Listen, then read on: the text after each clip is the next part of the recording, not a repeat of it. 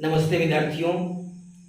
आज मैं पुनः आपके लिए पास्ट ऑफ स्पीच का महत्वपूर्ण पार्ट्स, जिसको हम लोग प्रीपोजिशन कहते हैं, उसको लेकर के आया हूँ। प्रीपोजिशन वास्तव में कहा जाए तो इंग्लिश लैंग्वेज का मूसला जड़ भी है। प्रीपोजिशन को बारीकी से जानना अति आवश्यक है। मैंने इससे पहले पास्ट ऑफ स्पीच का 3 पार्ट दिया हूँ। यदि आप नहीं देखे होंगे तो उसके लिए मैं डिस्क्रिप्शन बॉक्स में लिंक दिया हूँ, आप देख सकते हैं। आज मैं जिस टॉपिक को शुरू करने जा रहा हूँ, पास्ट ऑफ स्पीच का महत्वपूर्ण पार्ट है प्रीपोजिशन। प्रीपोजिशन मेरे विद्यार्थियों, प्रीपोजिशन को हम लोग हिंदी में संबंध सूचक अव्यय कहते हैं। थोड़ा सा इसके उत्पत्ति के बारे में हम लोग पहले जान लें। प्रीपोजिशन शब्द की उत्पत्ति हुई कैसे है? तो प्रीपोजिशन 2 शब्दों के मेल से बना है। पहला प्री और दूसरा पोजीशन। दोनों के यदि हम लोग जोड़ देते हैं तो यह शब्द बन जाता है प्रीपोजिशन। प्री का अर्थ होता है बिफोर यानी पहले। पोजीशन का अर्थ होता है प्लेस यानी स्थान। यदि उत्पत्ति की दृष्टि से देखा जाए तो प्री प्लस पोजीशन मिलाकर के प्रीपोजिशन बनता है। जब हम इसके परिभाषा पर विचार करते हैं तो इसको हम लोग परिभाषित करते हैं, इसका डिफिनेशन देते हैं। A word which is used before a noun और pronoun to show its relation to some other words in a sentence is called preposition. हम हिंदी में इसको बोल सकते हैं, जिस शब्द का प्रयोग संज्ञा या सर्वनाम के पहले वाक्य में उस संज्ञा या सर्वनाम का संबंध अन्य शब्दों के साथ स्थापित करने के लिए किया जाता है, उसे संबंध सूचक अव्यय कहते हैं। मेरे विद्यार्थियों, बहुत सारी प्रीपोजिशन हैं। कोई एक सिलेबल का प्रीपोजिशन है, कोई डबल सिलेबल का प्रीपोजिशन है, यानी 2 प्रीपोजिशन जोड़ करके एक नया प्रीपोजिशन बनता है। जैसे कुछ प्रीपोजिशन मान लीजिए कि जैसे एट, जैसे इन, जैसे विथ। अब देखिए इसमें 2 प्रीपोजिशन जोड़ करके एक नया प्रीपोजिशन बना है इनटू। इसमें इन प्लस 2 दोनों है, इनटू, बाई।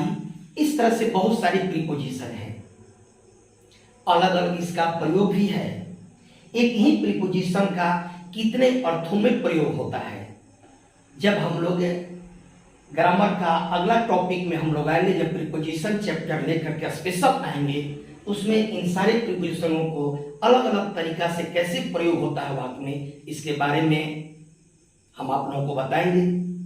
लेकिन अभी कुछ महत्वपूर्ण बात बता देना यह जरूरी है कि इंग्लिश लैंग्वेज में कुछ निश्चित शब्द के साथ कुछ निश्चित प्रीपोजिशन लगते हैं।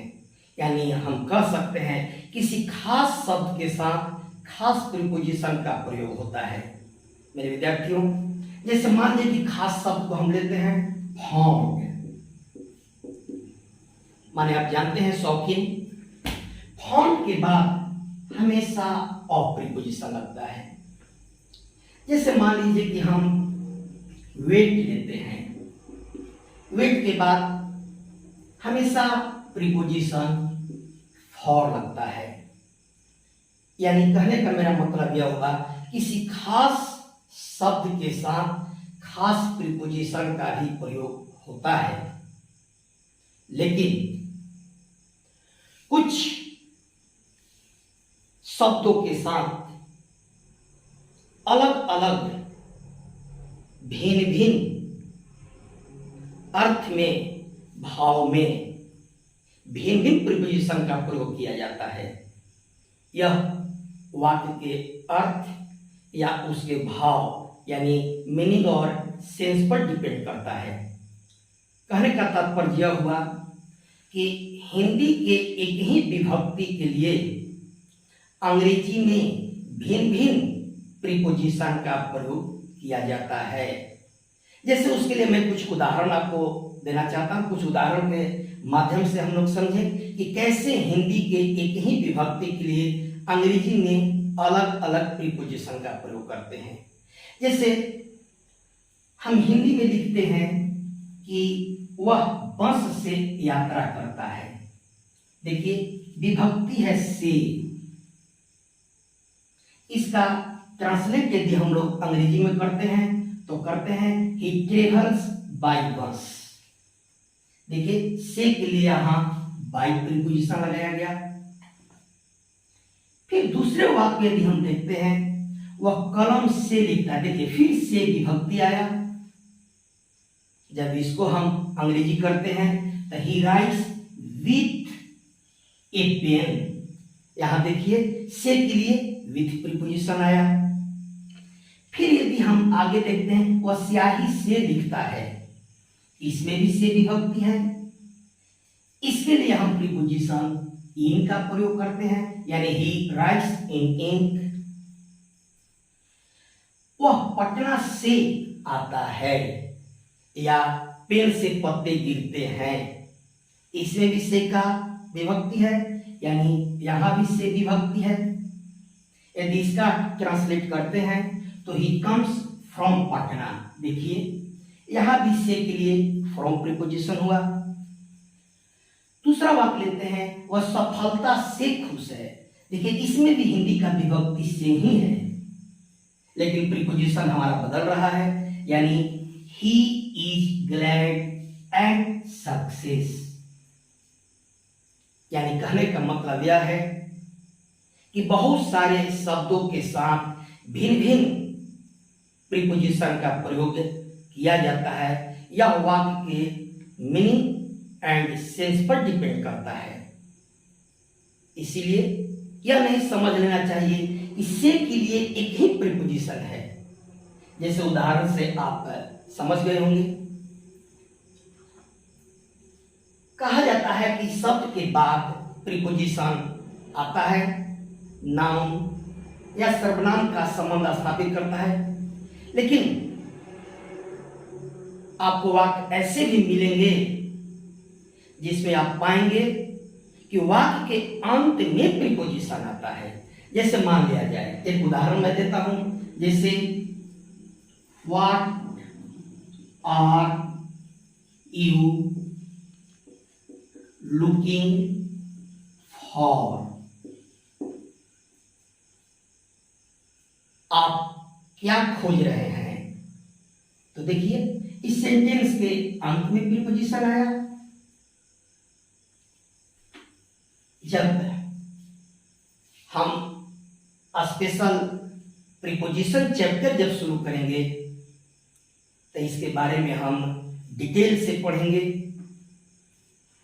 हमको उम्मीद है कि प्रीपोजिशन को आप इतना तो जरूर समझ गए होंगे कि इसका परिभाषा क्या है, इसको कैसे भिन्न भिन्न तरीका से हम प्रयोग कर सकते हैं, कैसे किसी खास शब्द के साथ कोई खास ही प्रीपोजिशन यूज होता है। जैसे मान लीजिए कि प्रीफर को आप लिखते हैं, प्रीफर के बाद आप टू लिखते हैं, यह खास प्रीपोजिशन है। मेरे विद्यार्थियों, यदि मेरा यह टॉपिक और यदि मेरा यह पढ़ाई आपको अच्छा लगा होगा तो आप मेरे channel learn English with Sidhu sir को सब्सक्राइब कीजिए, लाइक कीजिए, अपने मित्रों दोस्तों में इसको शेयर कीजिए। तब तक के लिए आप सबको धन्यवाद।